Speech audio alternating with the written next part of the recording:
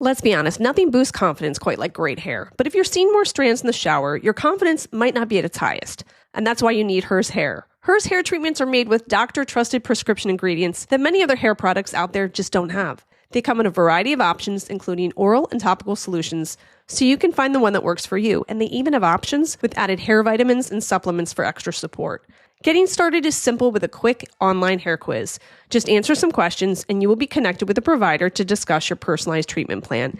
And through Hers, everything is 100% online. So no pharmacy trips, doctor's office visits, or insurance required. Plus, treatments start at just $35 a month. Start your initial free online visit today at forhers.com/KKC. That's FORHERS.com/KKC for your personalized hair loss treatment options. forhers.com/KKC. Individual results may vary. Compounded products are not FDA approved or verified for safety, effectiveness, or quality. Prescription required. Price varies based on product and subscription plan. See website for full details, restrictions, and important safety information. As the temperature starts rising, I feel that familiar urge to refresh my closet, but I'm not wasting money on pieces that I'll only wear once or for just one season. Quince changes that. Their clothes are timeless, lightweight, and far more elevated than anything else at this price. It finally feels like my wardrobe matches my standards. Like 100% European linen shorts and dresses from $30, luxe swimwear, Italian leather platform sandals, and so much more. The best part? Everything with Quince is half the cost of similar brands. By working directly with top artisans and cutting out the middlemen, Quince gives you luxury, but without the markup. And Quince only works with factories that use safe, ethical, and responsible manufacturing practices and premium fabrics and finishes. For example, my favorite thing to get right now, 100% organic cotton cropped cardigan. Get it in vintage rose. Give your summer closet an upgrade with Quince. Go to quince.com/KKC for free shipping on your order and 365-day returns. That's QUINCE.com/KKC to get free shipping and 365-day returns. Quince.com/KKC. The amazing Kate Casey. Welcome back for another episode of Reality Life with Kate Casey. Hope that you have had a great week. This is a great episode. Zack Peter joins me to discuss a bunch of the Bravo shows, including Summer House and The Valley, and also the new show called Next Gen NYC. We've been hearing about the show. We talk about it. I think it's a little bit of a snooze fest so far, but it's essentially a cast filled with children of former Real Housewives stars as they navigate life in New York City. And they're all quite young. Amongst the cast are Brooks Marks, who's the son of Meredith Marks, Gia Giudice, who's the daughter of Teresa Giudice, Riley Burris, who is the daughter of Candy Burris from Atlanta, and then Ariana Bierman, daughter of Kim Zolciak. Now, what's interesting about this first episode is she opens up about her family's legal challenges, I guess family challenges as well, because she says her parents' divorce and financial issues have really kind of upended her life. And in a discussion with her boyfriend, Hudson, she says that unfortunately her parents took all of her money and that her mom continues to ask for money. Now, as you can imagine, this causes tension in her relationship with Hudson, who is like, what is going on in your family? As I always say, in our own complicated families, we sometimes begin to make agreements within our nuclear family. Like, I know that you're like this. We accept these are the circumstances of our crazy family. But to outsiders, they're like, hold the phone. What is going on? Now, for many of us who have watched the Bierman family from the very beginning, we've all had some concerns. But to see all these years later that these young kids who were put on reality television without their consent, to find out that they were never paid and that also their brand deals that they began to do as they got older, their parents took that money and they have never felt bad about taking it. I mean, she's saying, my mother asked me for money still to this day. So I guess this is the beginning of us seeing the long-lasting repercussions of deciding to go on a reality show, but also to put your children on. That I thought was very eye-opening. Now, you should also know amongst the show's cast is a gentleman by the name of Charlie. They say he's a crypto trader, and he was introduced amidst this ongoing legal drama, which adds to the group's dynamics. Now, he was just present during a dramatic arrest of a crypto investor by the name of John Boltz, who allegedly kidnapped and tortured Italian millionaire Michael Valentino Tio Frosto Carteron in a Soho townhouse. Now, authorities claim that John used brutal methods, including electric wire and a chainsaw, to extract his crypto passwords over several weeks. He eventually escaped and alerted police, who found disturbing images of his captivity in the home. Now, people are suggesting that Charlie's been living in the house too. So I'm afraid the good people at Bravo are like, why did we have this guy involved in the show? And we may feel that way if we continue to watch all the episodes. Remains to be seen if it's going to be a hit. We talk about the first episode out of the gate. And like I said, we talk about some other Bravo shows. We also conclude the episode talking about the latest updates in the Blake Lively, Justin Baldoni lawsuit. So if you haven't been keeping up, rest assured, Zach's going to put you all up to date. So it's really a good pop culture episode. As always, I want to make sure that you are not only subscribed to this podcast, make sure that you're subscribed to my YouTube. Also, just go to Reality Life with KKC. You can also make sure that you are subscribed to my What to Watch list, which is a list every week of what to watch in unscripted TV. Go to katecasey.substack.com, and I've got bonus episodes on Apple Podcasts, but also on Patreon at patreon.com/KKC. Here's my interview with Zach. Zach is back. How are you, my friend? Good. Busy. I feel like every day I'm like running around. I feel like we've got so much stuff to talk about, specifically about Bravo. So the first thing I have to ask you is, are you enjoying the Valley? Sure. Yeah, exactly. Same thing. Yep. Like, I'm not like, ooh, there's a new episode, I have to watch it right now. But then if it's like a slow Thursday and I'm like, oh, I haven't caught this week's episode of The Valley, I'll catch up on it. But I'm not like eagerly looking forward to it. I feel like the issue with The Valley is there's nobody on the cast that I'm rooting for, if that makes sense. Like, they're like, none of them are really likable. Like, I feel like if anything, maybe Nia and Danny. But even then, they're kind of boring. So I'm not really, like, it's hard to root for them, you know? I agree. Well, let's first talk about Jax and Brittany, because I feel like the two of them need to be off television right now. I just don't think with a young child, especially a young child who has a lot of needs and his addiction issues, that this is the best choice. I totally get that she needs the income, but you know, to have reality television as your game plan, your A game plan, I just think is not a wise decision. Well, not only that, but Jax was saying that they make $1 million. I mean, again, you have to kind of take everything he says with a grain of salt, but he said from their podcast, they make $1 million a year. Right.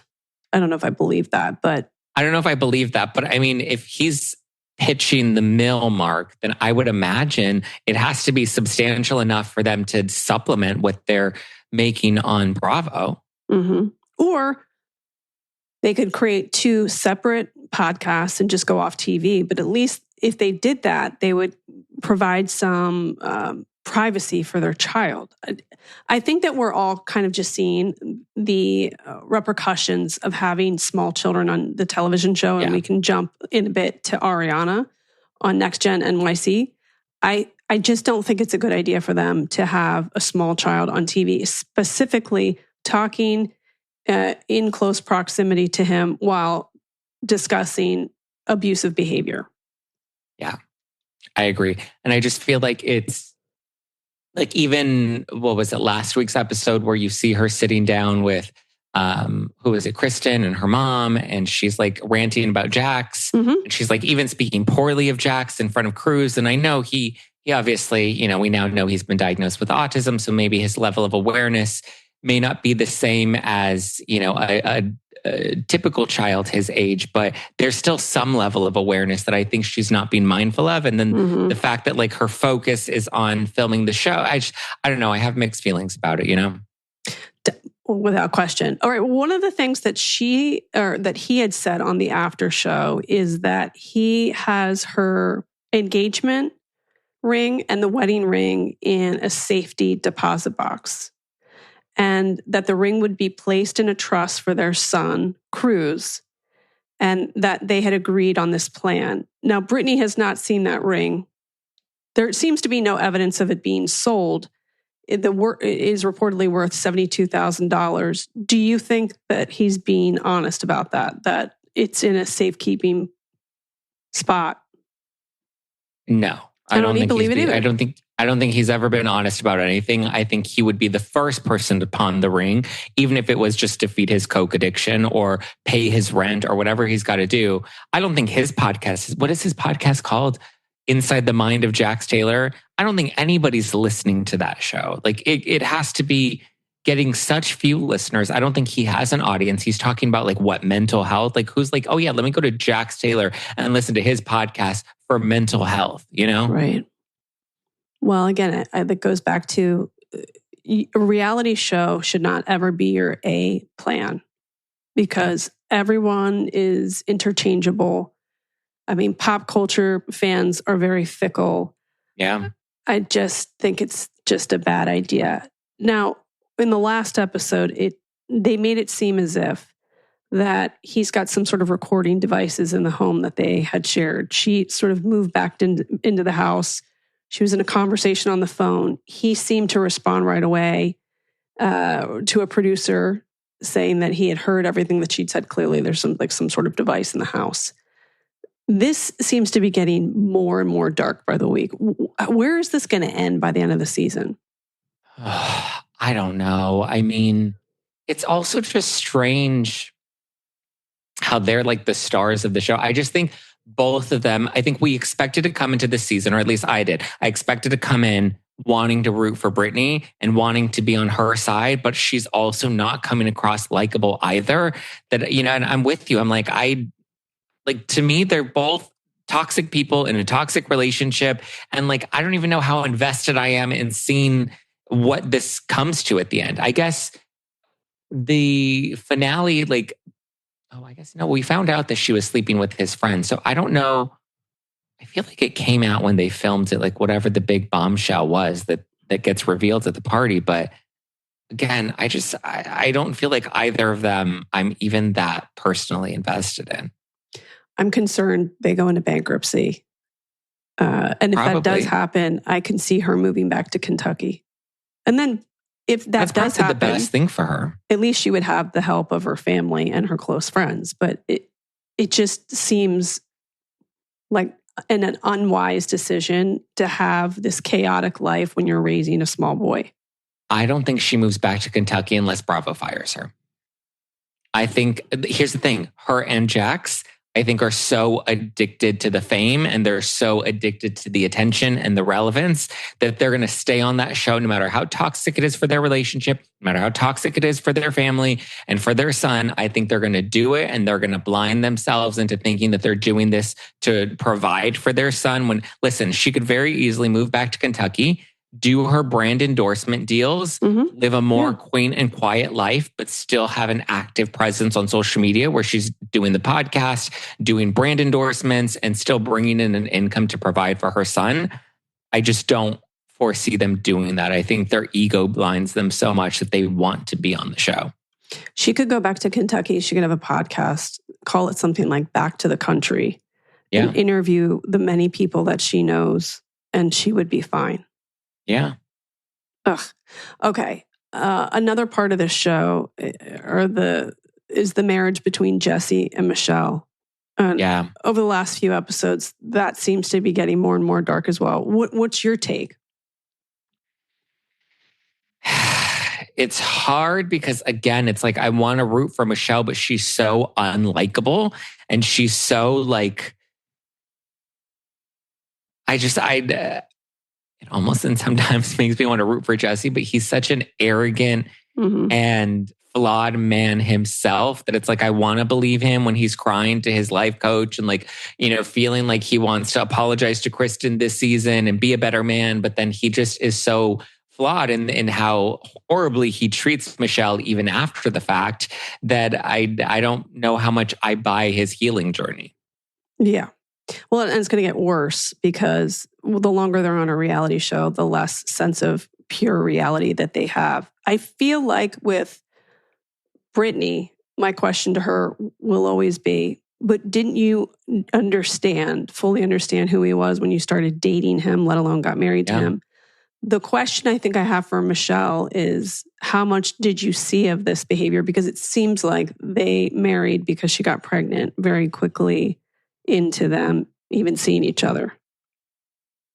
Yeah, and I think a pregnancy that early on to their relationship, I think you also get caught up in the moment, right? And you're like, oh, things are good, we're in love, like let's get, this makes sense, let's get married, let's start a family. And you don't really know each other until you're in the marriage, until you're really living with each other, until you have a baby together, and then you have disagreements on the relationship.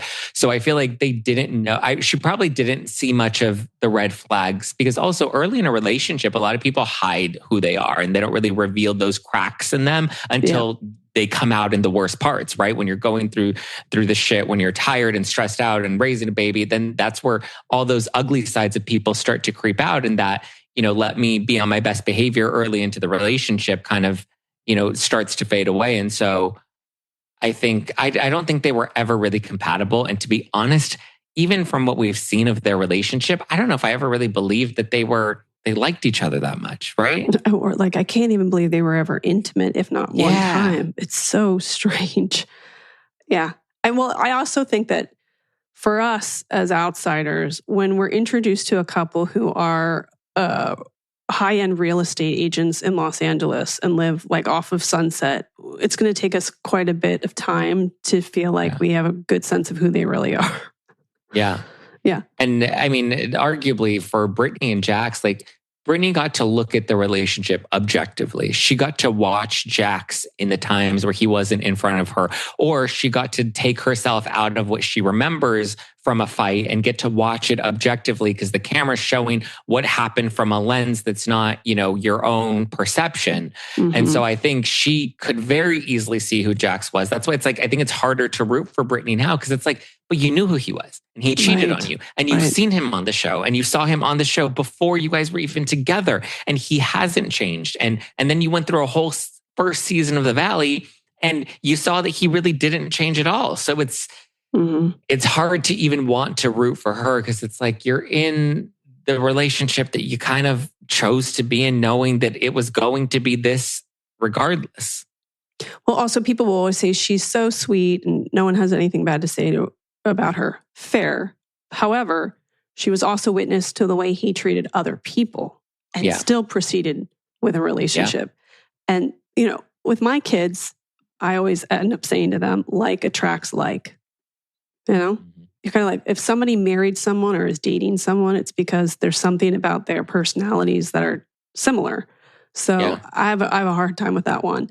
Now, Janet seems to be the villain of the show. And in this last episode, Jasmine got into a huge fight with her. There has been some suggestions that Jason, who I have said, it seems like the patron saint of the Valley, did not or does not wear his ring when he goes out. Not wearing a ring is like the dumbest thing, like low thing to get someone on. I think the best way that those two can play that, when it's been being suggested that he doesn't wear his ring, and obviously they're suggesting that he's cheating on her. Why get riled up? Just blow it off. Like, that's absolutely absurd. Just be easy, breezy, cool, and laugh stuff off. It's when people have a reaction, that's when I think you make it spiral into something bigger on a reality show.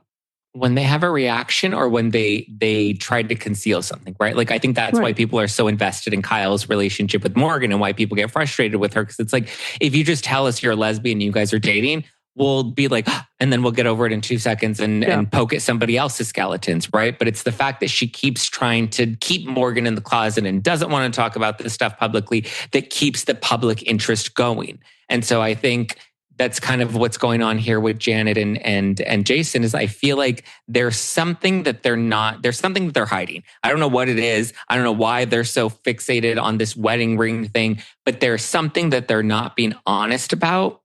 And I feel like that's why they were trying to deflect onto Nia and Danny. Possibly, yeah. But just as well as I do, that there are all these discussions that happen off camera about like, who are we going to take down? So we can only imagine the text messages, phone calls with producers, with each other, et cetera. Yeah. So I'm with you. It's like, if I miss it the evening it's on, I'm not rushing to watch it. It's kind of like, oh, there have been a couple episodes where I had to watch 2 because I forgot about even watching the week before. So it's definitely not blowing my hair back.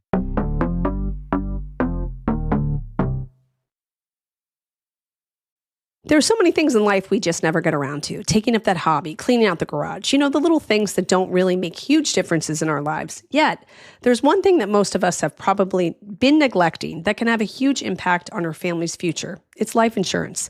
And with SelectQuote, getting covered with the right policy for you is easier and more affordable than you may think. SelectQuote is one of America's leading insurance brokers with nearly 40 years of experience, helping over 2 million customers find over $700 billion in coverage since 1985. If you have high blood pressure, no problem. If you have diabetes, that's fine too. And even if you have heart disease, SelectQuote partners with carriers that can cover those conditions and others. Head to SelectQuote.com and a licensed insurance agent will call you right away with the right policy for your life and your budget. SelectQuote, they shop and you save. So get the right life insurance for you for less at SelectQuote.com/realitylife. Go to SelectQuote.com/realitylife today and get started. That's SelectQuote.com/realitylife. This is my favorite time of the year. Outside activities like hiking, swimming, and sports. I'm going to be spending a lot of time at the beach and the pool, and it's more important than ever to be hydrated. It's peak hydration season, and Liquid IV is the perfect companion for your hottest summer plans. They've just launched an exhilarating new flavor, Arctic Raspberry. Plus, Liquid IV has sugar-free solutions for smart hydration. You can explore the delicious sugar-free options including white peach, lemon lime, rainbow sherbet, and more. Plus, discover more fun flavors like cotton candy or popsicle firecracker. Just 1 stick and 16 ounces of water hydrates better than water alone. An optimized ratio of electrolytes, essential vitamins, and clinically tested nutrients that turn ordinary water into extraordinary hydration. No matter what your summer brings, tear, pour, live more. Go to liquidiv.com and get 20% off your first order with code KateCasey at checkout. That's 20% off your first order with code KateCasey at liquidiv.com. Lastly, do you think that it's important to have Sheena and Lala make an appearance, or are they sort of irrelevant to the story? Do you think they need them? I mean, here's the thing in favor of Sheena and Lala is it gets the internet and it gets people talking about the show, right? Every time they make an appearance, people are dragging Lala and they're dragging Sheena more than they do Schwartz. Like Schwartz, I feel like doesn't polarize the audience as much as Sheena and Lala do, that it's driving engagement for the show. And I think that's the pinnacle of a good reality TV villain is they drive engagement. But I feel like the Valley kind of needs Sheena and Lala in order to drive that engagement because I don't even think the ratings are that strong. And I know people like to argue that like, oh, well, Bravo's overnight ratings are irrelevant because everybody watches on streamers now. But it's like arguably like Real Housewives of New Jersey and Real Housewives of Beverly Hills had, and the most recent season of Vanderpump Rules had such high ratings that all these other shows falling in 200 to 300 viewers per week is just, it's showing that something about the show is not resonating with people. Agreed. So yeah, I feel like Lala and Sheena have a purpose. Maybe it is just to ruffle some feathers, but I don't feel like they really push the plot forward at all. Like Sheena, I don't think pushes the plot forward at all.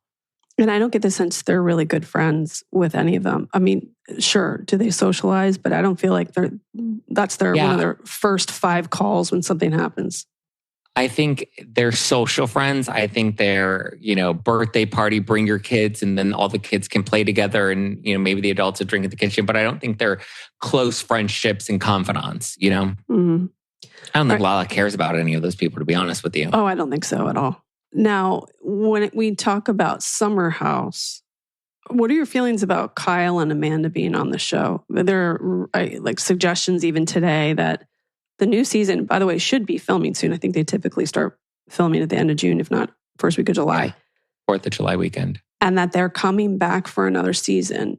So do you think it's valuable to have a married couple on a show that was in the beginning about singles who had come to the Hamptons to party hard after working hard in the city? So not only are they older and they're married, talking about potentially having a family, which by the way, I hope they don't. But also that they don't really work in the city. It's the dynamics have changed because they're all sort of influencers throughout the week. Yeah. I can see the show losing Lindsay, Carl, and Paige. I can see the three of them transitioning out and Bravo kind of attempting to push the show in a new direction with all the new faces and maybe bring in some other new faces. Kyle and Amanda, it's hard because I feel like they've outgrown the show, but I also feel like the show hasn't outgrown them, if that makes sense. Like the show kind of still needs them to have its connection to the original cast and the original ties. And unfortunately, even though Kyle is married, and I think even if they do have a baby, Kyle will always have Peter Pan syndrome and Kyle will always want to be in the mix and want to party and want to have fun. Whereas like Lindsay's outgrown it, right? And Carl's outgrown it. Like they're just not like Carl being sober and wanting to settle down and Lindsay now having a baby and having her is he a fiance? Are they engaged? They're not engaged. I don't think so. I don't think they're engaged. But like it's just they're in different chapters. And even Paige, I think Paige is over the show. I don't even think Paige needs the show anymore. Like I don't think she does Giggly either. Squad, her as an influencer and her with Giggly Squad have moved into such a different tier of her career. Agreed. She does not need Summer House, and I can see her leaving the show. So I think the show needs Kyle and Amanda in order to stay alive because I don't think any of the newbies have attracted a strong enough audience for people to keep watching without them. I can't imagine Paige going back for another season and wanting to talk about her dating life after going through the experience with Craig. I could see her wanting to have some privacy. Yeah, I mean, but Kyle's going to be like Shep, right? Old man, still partying, still drinking, still wanting to have fun. And I think he'll always have a place on that show. The problem with it, though, is with Shep, he's always been very transparent. Like, I don't want to get married. I don't want to have kids. I'm perfectly happy being an uncle. I feel like the female audience in particular gets frustrated with Kyle because it's almost as if he's leading on Amanda, who had been very vocal about wanting to start a family. Yeah, I think what keeps the audience engaged, though, is they're waiting for that relationship to fail. They know it's coming. Like Jackson Brittany, we knew it was never going to last. We were shocked that they were still together when the Valley began, but like it always crashes and burns. And I feel like at some point Amanda's going to get tired of Kyle and she's going to realize he's the same guy he was always going to be, despite how, well-intentioned he may be and despite how much faith she wanted to have in him. She's not a property brother and this fixer-upper ain't going to change. Right. So let's say in this circumstance of this summer, West and Jesse are living with maybe 4 new women. Is West going to be the version that he was in the first season, the second season? Is Jesse going to be the version that he was in the first season or the second season? I think they're both going to change going into the third season because they've realized they've had the audience on their side and they also know what it feels like to have the audience not on their side. So I think now they're going to play to the cameras. I feel like season 3 is always season 3 is always where I feel like cast members find their footing a bit more because they usually have a really good season and then they usually have a bad season. Jesse's obviously coming off of a really bad season that I think this new season, they're probably just going to be a bit more hyper aware. I mean, I guess we'll see, right? Because Kyle doesn't really self-produce. He kind of just gets drunk and plays himself every season. So we'll see if they become more self-produced or if they continue to just kind of ride the party boy wave and don't care what the audience has to say about them. Do you care about what's going on in the romantic life of Craig? Not really. Yeah, me neither. Like, I feel like he's just at a place where he wants to find a woman to marry and have a baby with and settle. Like, I think he's even done with reality TV. I think he's ready to walk away from it. He has his business. He doesn't really need the show anymore. I think the show brings him more stress and drama than he cares for. Whereas like Kyle wants to be on camera. See, I disagree. I think Craig loves being on the show. Really? Oh, I think he thinks that he is the center of the network. Yes. Interesting. Which concerns me because I'm like, this can't be your A plan because I agree. With a show like Summer House, you're going to get younger cast members even his you're own gonna be show. replaceable. You're replaceable. Everyone is replaceable. It's like the most painful work experience lesson that you can have. Everyone's replaceable. You know? All right. And then let's talk a little bit about Next Gen NYC. This show, obviously, Gen Z personalities, many of whom are children of former Real Housewives stars as they navigate life in New York City. And then they throw in a couple people that we had never even heard of. First episodes aired 1 to 10. Like, what are you talking? Like, how much did you enjoy this? I enjoyed it more than I expected. I thought I was going to hate it. And but I didn't enjoy it necessarily for the content. It's not because I really liked any of them, to be honest. And I don't know how engaged I'll be with the show, but it was better than I expected. And I like that the production is different and it feels fresh. My concern is I feel like the show's a little too young for the Bravo audience. Yep. Whereas I feel like the Bravo audience doesn't really care about these 20-something-year-olds. I mean, I think they cared about it when it was the Vanderpump people because everybody was a lot younger watching. And to be fair, even though Kristen and Stassi and Jax, even though they were behaving like 20-year-olds, they were older, right? Like they were in their 30s, which I feel like the Bravo audience at that time was also in their 30s, but now they're kind of like getting into their 40s. Like I was talking to our friend Donna Bowley, and she was telling me that she was struggling to get engaged with Secret Lives of Mormon Wives. And I was like, really, why? I was like, the show's actually really good. There's a drama, whatever. And I know you kind of, you disagree and you kind of lean more on Donna's side of it. But Donna, I was like, it feels very much like what Vanderpump Rules used to be. And she's like, yes, but when Vanderpump Rules started, it was a new concept. I was much younger. And now like the content that I'm interested in is not watching that anymore. Like I already watched all of that. So that's why I'm curious who Next Gen NYC is for, because I feel like the Bravo audience doesn't care about these kids. I think it's nice for us to check in where they are now that they're adults, but it also kind of just reminds us how far Housewives has come, you know? And I think that's why some of these newer Housewives aren't really landing. Like Atlanta, I think is a flop. Yeah. The new New York was a total flop. I think the new Vanderpump is going to be a total flop. Like I feel like the audience, I don't know what brought, I mean, I guess. Well, you could go to another streamer and you could watch a documentary, you could watch a new reality show. And I feel like that's the direction that is going in. Like people are more interested in the documentaries or the docuseries. I did like the production value of Next Gen. I liked that it was kind of fun with the graphics. I liked that it does really give you a better sense of New York, way more than I think Real Housewives of New York did, the reboot. I feel like you feel more of that hustle of New York. I just feel like the show maybe one of them who really gives you the New York feel. You know, that was hard to get the New York feel from like Gia, who's from New Jersey. Right? Yeah, I agree. And Candy's daughter, who's like from Atlanta. Like they're all. It felt like kids on a camping trip, and they all went to New York for like a 2-week camp, and they don't really fit in. Georgia is the only one who had that like really cool New York aesthetic, like her own funky look, super clever, fast talking, fast thinking. And she's the only one I think who really represents the city's social landscape. The other ones just seem like fish out of water, which you would think would be entertaining. But I think also just because someone is the child of does not necessarily mean they're as captivating. I agree. Like Riley, I think is so fucking boring. And I think Brooks has moments. I ended up liking him a lot more without Meredith. Like he's able to shine a bit more, but I don't know how strong he's going to be able to carry that. Gia, I think is just a natural reality star because she just has that in her blood with her mom. And she was really engaged on the show compared to the other kids. But where I disagree with you in terms of the fish out of water feel is because I feel like New York is very similar to LA and it's a lot of transplants. So you're the real LA feel and the real New York feel is you're going to have all these people that are coming to the city to try and make it.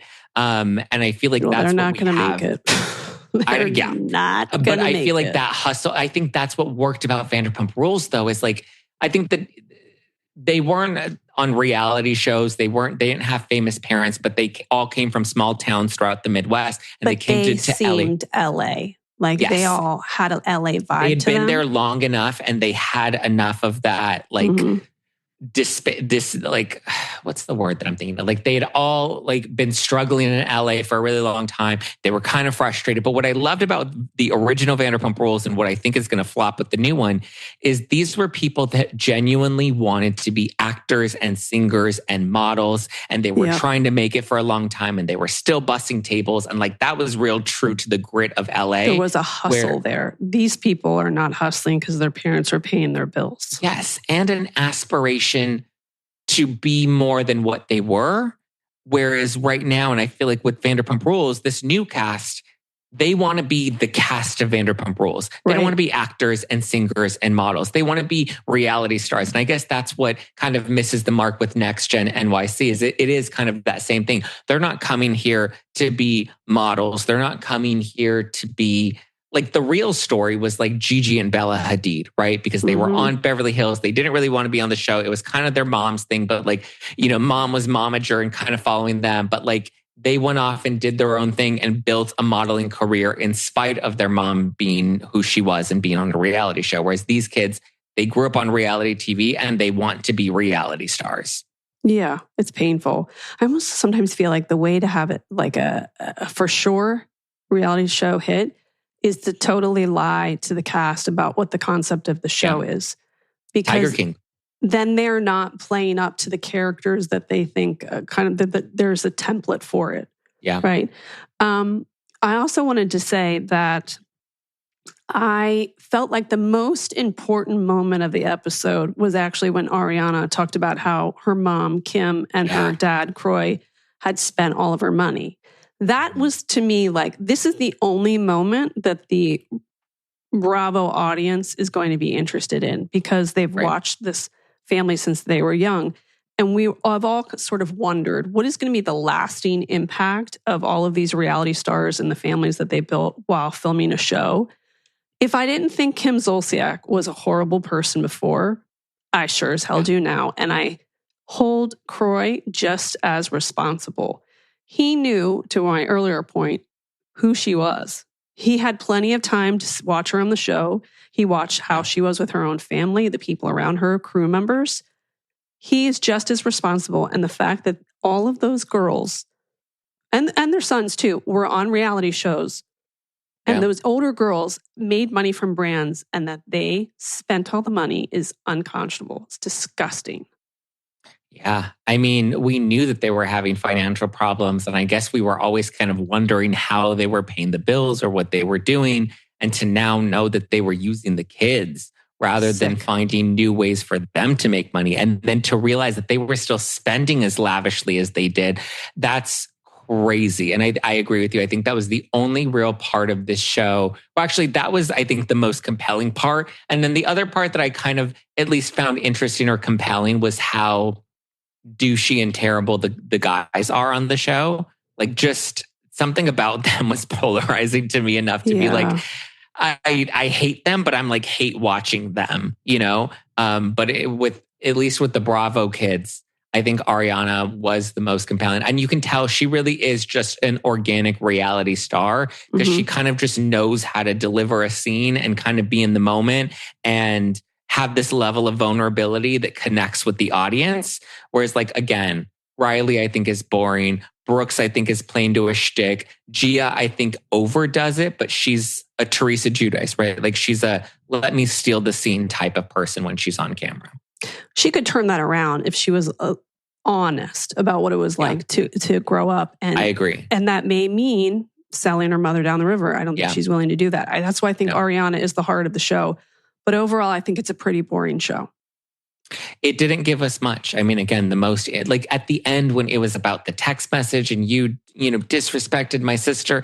But then like what a flop was that? Because like Brooks couldn't even like get the words out. He was like, this isn't the appropriate place to do it. And it's like, actually it is because you're filming a show. Like you have cameras on you. You have all the cast together. You're here to confront him. That's what the producers told you were supposed to do in this scene. And the fact that he couldn't do that and Gia had to insert herself, I think Gia is going to end up getting turned on by the audience if she continues to do stuff like that, because they're really going to hate how it feels like she's producing and trying to push the scenes forward. But it's just because she's such a seasoned reality star that she knows how to push a scene, whereas all the other kids, I think, are a lot newer and they don't really know what's going on. And Brooks just only seems to want to be part of the scenes that are fluff and, doing photo shoots with his mom.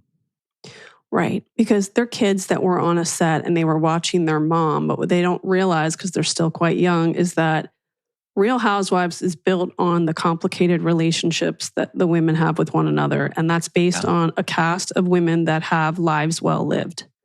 Yeah. So this show lacks the complicated relationships because they're pretty much seemingly just meeting each other. And they have yet to have a life well lived. So a lot of the arguments feel just strange. Like, the things that they're fighting about just seem so infantile. So I think that's the strength of Bravo ensemble shows, is that they have hired women and men who are of an age where they've got some life experiences. And I think that's essential when you want to have someone who's a multidimensional reality star. Well, I think that's what worked about the Vanderpump Rules cast, is they were in their 30s. They weren't 21. I mean, Stassi, I think, was the youngest, and I think she was, 23 or 24. Had been on a reality show as a child, too. Yeah. And so I think that's where it kind of misses the mark. It's like, I think they're all just kids and they're kind of naive, and they live in a social media era, and they don't realize reality TV and social media are two very different games. Very different. And again, I think the only one that really connects with people based off of this first episode was Ariana. And I think that's why they featured her so much. I also kind of enjoyed the story of having her try to find an apartment in New York and her exploring different places and price points and what do I want to do. And then some of those price points where I was like, that's like a really high price point for you to be struggling and trying to pay your mom and or try to give your mom money so she can help pay her AC bill. Like, it's interesting. And that to me sounds like a big financial disaster that'll be a scandal years to come should the show be that successful. I'm going to ask my niece, who just graduated from college, to watch this episode and ask her, do you think that your friends would be invested in the show? I'm going to assume she's going to say, who are these people and why would I watch this? Not only that, but you have to understand that generation, the Gen Z generation, doesn't watch reality shows like this. They don't care. Again, they're consuming their shows on TikTok. They watch reality shows in 2-minute bits. Legacy shows. Like, my niece loves Entourage. They love The Office. Because they got clips from TikTok. And so those clips introduced them to the shows. And then there was a natural curiosity and an interest. And to them, Entourage, that's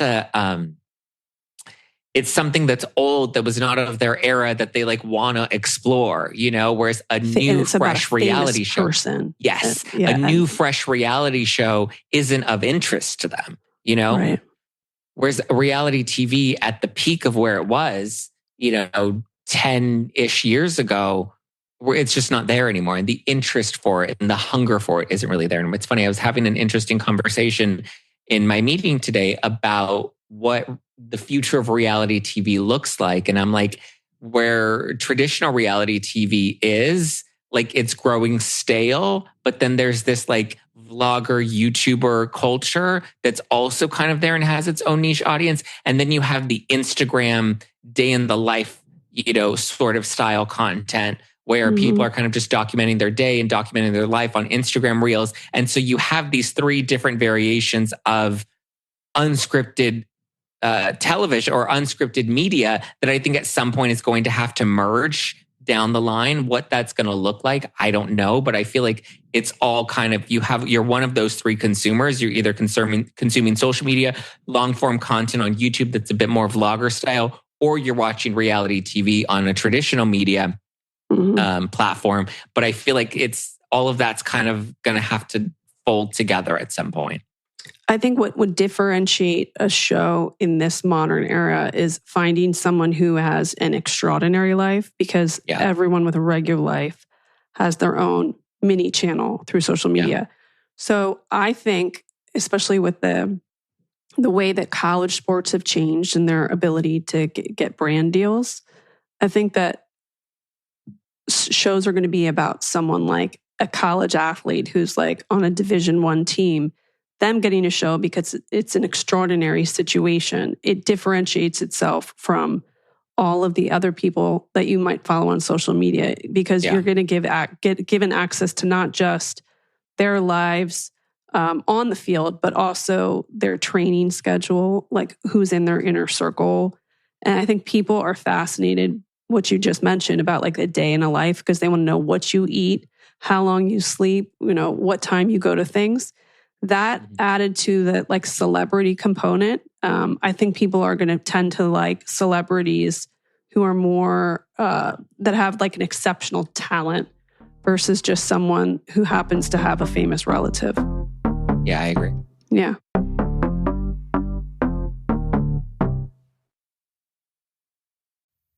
Avoiding your unfinished home projects because you're not sure where to start? Thumbtack knows homes, so you don't have to. Don't know the difference between matte paint finish and satin? Or what that clunking sound from your dryer is? With Thumbtack, you don't have to be a home pro. You just have to hire one. You can hire top-rated pros, see price estimates, and read reviews all on the app.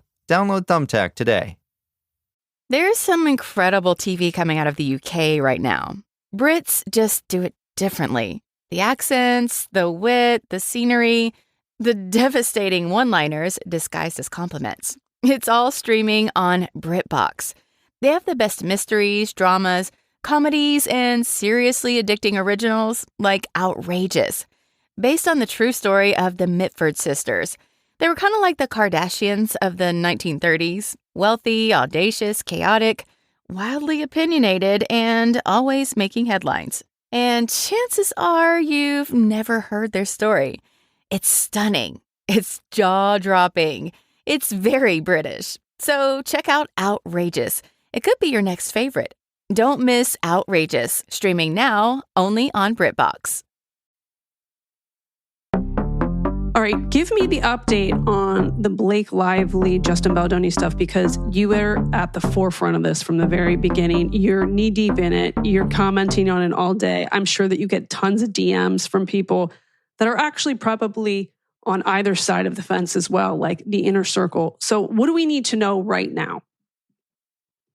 We're getting deep into the discovery process. So they've been taking shots at each other in court. Every day there's another court filing. Trial is not set until March of next year. So we have several months between the discovery process and evidence collecting and depositions till when we'd actually have to go into a courtroom before a jury. So as of right now, it looks like we're going all the way, because I think the only way for Blake and Baldoni to end up being exonerated from all of the negative headlines out there about each of them is to battle it out in court and see which gladiator becomes the winner. And I mean, honestly, I don't think there even is a winner. I think Blake Lively's completely tanked her reputation. And I think Baldoni, regardless as if he wins or not, has kind of been cemented outside of Hollywood at this point. But we're seeing that Blake Lively is fighting very hard to get removed or to get dismissed from Justin Baldoni's lawsuit against her. And she's fighting this discovery process tooth and nail, which is why the biggest headline that came out this week is that she has dropped her claims of emotional distress. So there were two claims that she was alleging in her lawsuit against him. One was intentional infliction of emotional distress, and the other one was negligent infliction of emotional distress. And so now she's focusing more on just her sexual harassment allegation and her retaliation allegation against Justin Baldoni. Do you think this is going to go to trial? I think it has to at this point. As much as it's going to be fatiguing and it's going to be a lot worse, I think it has to at this point, because that's the only way they have any sliver of salvation. I think in order for her to still have some sort of career, she has to win in court. And in order for him to even have a career, he has to win in court. So the trial is really going to be the bloodbath that will annihilate one of them. What do you think this has done for the business of entertainment publicity? And what do you think this has done for the business of entertainment? What is the ramifications of a case like this becoming so mainstream media? I think it is ultimately determined by how this case ends up. Yeah. Because, not only are there so many implications with the Me Too movement, which at this point, I feel like Blake has cemented or has just completely blown that into oblivion. I think Amber Heard came out, set the stage for a lot of doubt, and now Blake Lively's come in. I mean, Piers Morgan just tweeted this week, and he's just like, listen, from a worldview perspective, Blake Lively continues to look more like a laughingstock more than a victim, and it just continues to get worse. I think her dropping the emotional distress claims this week really hurts her reputation, because it's like, well, what are you fighting for then? If you weren't damaged, if you weren't harmed, what are you fighting for? And the reason she dropped them is because they were asking her to reveal her medical records in court, and she refused, which again, the discovery process is where you turn over evidence. You have to turn over these medical records if you're claiming to be harmed. Very similar to where if you were in a car accident and you're saying that somebody, the car hit you and broke your back or broke your leg or whatever, you have to provide those medical records in order to prove those damages. So when you drop those charges, it's interesting. So I think from an entertainment perspective, this is going to change everything, because when it comes to intimate scenes, like now, intimacy coordinators have become such a big part of the conversation, and HR and legalities, like somebody like Blake Lively, I don't think she'll ever be employed on a major production ever again, because she's now proven to be litigious against the lead actor, the director, and the head of the production company that was producing It Ends With Us. Justin Baldoni was all three of those things. So I think she doesn't look like somebody that's hireable. But now productions are going to have to put so many safeguards in place that it almost suffocates the process. Look at Gwyneth Paltrow just a few weeks ago was talking about how, when she was working out scenes with Timothée Chalamet in the new movie that they were shooting, she's like, and there was an intimacy coordinator. She's like, I don't need an intimacy coordinator. Like, I'm just organically feeling out the scene. But it's like, you can't do that anymore. You can't organically fill out the scene, because then somebody can come out and claim harassment if they don't feel like it was fully to their liking or to their, comfort level. But it's also, and then it comes down to, well, then there's the creativity side of it, of like, if you're an actor, then you're not yourself, and you're not, and it kind of really makes things confusing. And I think there's just going to have to be a lot of over policing. What do you think about the celebrity publicity part of it? From what perspective? Well, this became a story where we learned much more about what goes on behind the scenes in terms of a celebrity's PR team and how much they do and how they gatekeep. Do you think that's going to change at all because of this?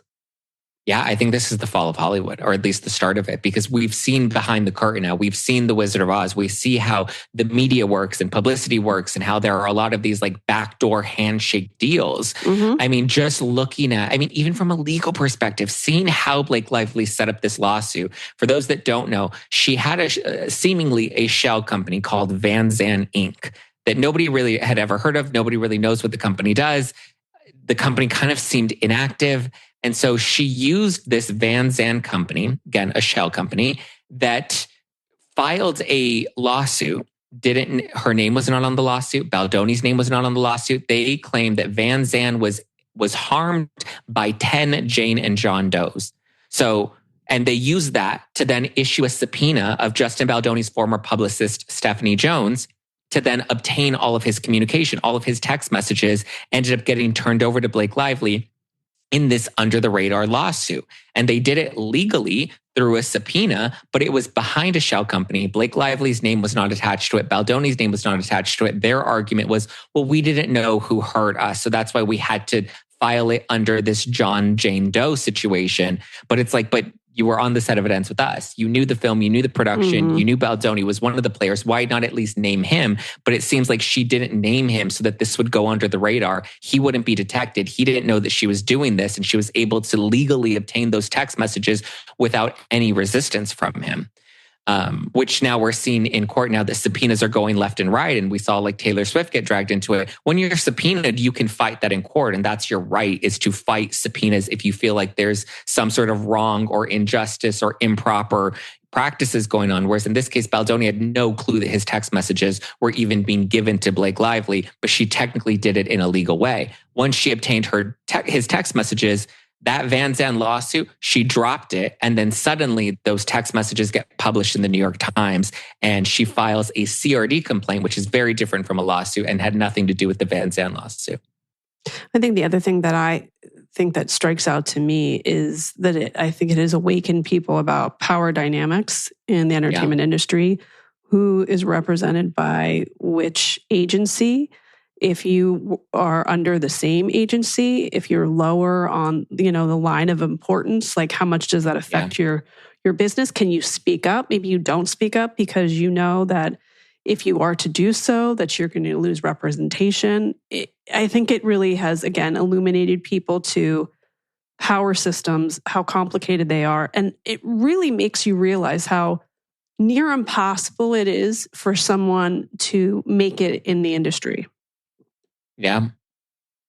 Wild. I agree. You're seeing how many layers of this case and how people like Blake Lively and Ryan Reynolds, or if you have power in Hollywood, you even look at like WME, right, which represented Blake and Baldoni, Blake and Baldoni were both represented by WME, but then Baldoni was immediately dropped by WME the second Ryan Reynolds made a phone call and was like, you need to drop this guy. And Baldoni was dropped. And then they have the New York Times article come out and like completely destroyed his reputation in 2 seconds. And you have to then think, and you're like, how many times has this happened? How many times have people's careers been upended because somebody who's a celebrity and powerful in that moment, they have Vision PR, which is a big publishing or a big publicity firm. And then you have WME, which is a big talent agency. And then you have their attorneys. And like, when you're powerful in Hollywood, you're untouchable. Like the only reason this ended up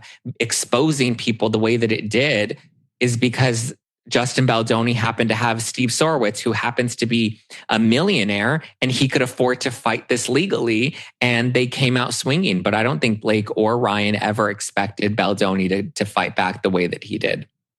No, because I think that historically, once you get a certain status in that industry, you feel like you're untouchable.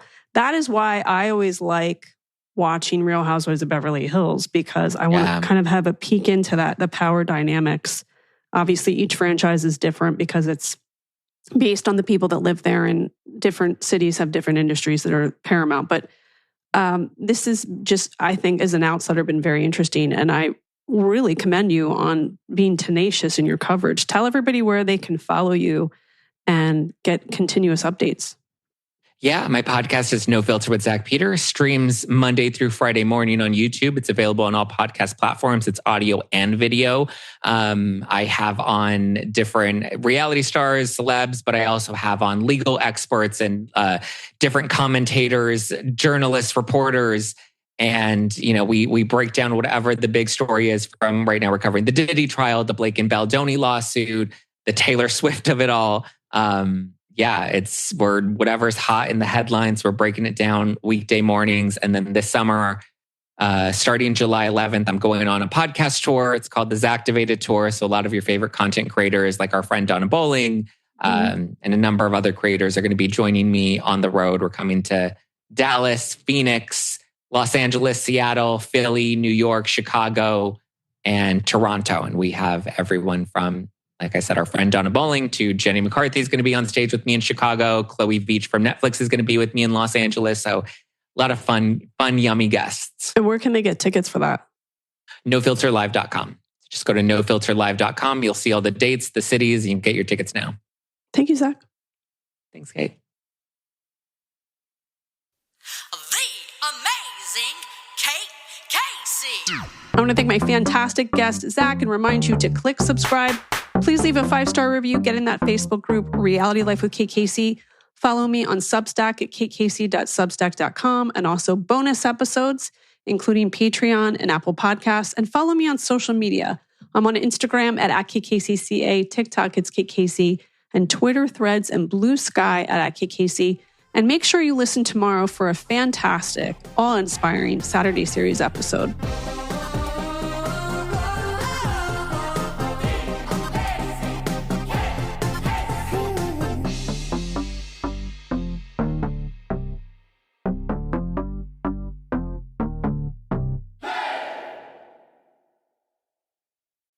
Here's a tip for growing your business. Get the Venture X Business Card from Capital One and start earning unlimited double miles on every purchase. That's right. With unlimited double miles, the more your business spends, the more miles you earn.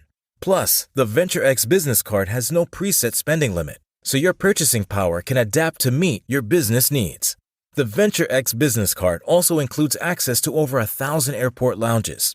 Just imagine where the Venture X Business Card from Capital One can take your business. Capital One, what's in your wallet? Terms and conditions apply. Find out more at CapitalOne.com/VentureXBusiness.